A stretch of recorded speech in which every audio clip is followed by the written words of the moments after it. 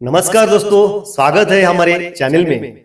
अगर आप हमारे चैनल में नए हैं तो चैनल को सब्सक्राइब कीजिए ताकि हमारी नई वीडियो की नोटिफिकेशन सबसे पहले आप तक पहुंचे। चलो जानते हैं आज गरीब किसान की बुद्धिमान बेटी। एक गरीब शामू नामक किसान था। वह अपनी बेटी के साथ एक छोटी सी झोपड़ी में रहता था। उसके पास खेती करने के लिए इतनी कम जमीन थी कि उसकी फसल को बेचकर उसे बिल्कुल थोड़े से रुपए मिलते थे। उन रुपए से वे लोग ठीक से खाना भी नहीं खा पाते थे। वह राजा चंद्र सिंह के पास अपनी समस्या लेकर आया। राजा दयालु थे। उन्होंने किसान को अपनी जमीन में से कुछ जमीन दे दी खेती करने के लिए। उन्होंने कहा, यह जमीन तो हमारी ही रहेगी, लेकिन उस पर उगने वाली फसल तुम्हारी होगी। शामू किसान ने राजा को बहुत बहुत धन्यवाद दिया। एक दिन वह खेत की जुताई कर रहा था, तभी उसका हल किसी कठोर चीज से टकराया। उसने वहां खोद कर देखा तो उसे सोने की एक ओखली मिली। शामू किसान ईमानदार था। उसने अपने बेटे से कहा, हमें यह ओखली राजा चंद्र सिंह के खेत से मिली है।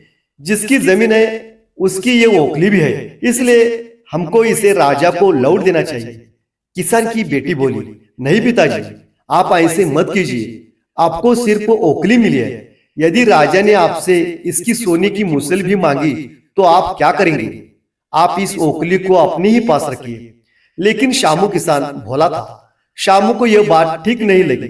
वह बोला, जो चीज हमें मिली ही नहीं वह मांगने का राजा का कोई अधिकार नहीं है। वह राजा चंद्र सिंह के पास ओखली लेकर पहुंचा, लेकिन दरबार में ठीक वैसा ही हुआ जैसा कि किसान की बेटी ने सोचा था।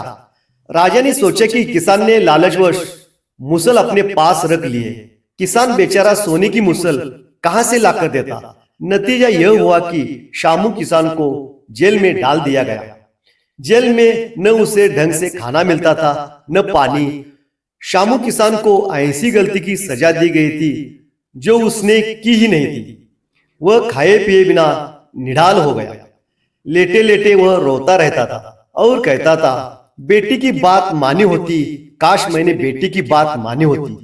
एक दिन राजा चंद्रसेन ने उसे ऐसा कहते हुए सुन लिया। उन्होंने शामू किसान से पूछा कि वह ऐसा क्यों कह रहा है। तब शामू ने राजा को पूरी बात बताई। राजा को अपनी गलती का एहसास हुआ।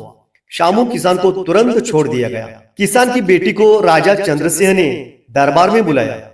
उससे बात करने के बाद राजा को पता चल गया कि वह इतनी बुद्धिमान है। शामू किसान की बेटी को राज्य के खजाने का मंत्री बना दिया गया। उन्हें रहने के लिए घर और सभी सुख सुविधाएं दी गई। शामू किसान और उसकी बेटी सदा सुख से रहे। शामू को थोड़ा कष्ट जरूर झेलना पड़ा, लेकिन अंत में जीत सच्चाई की हुई।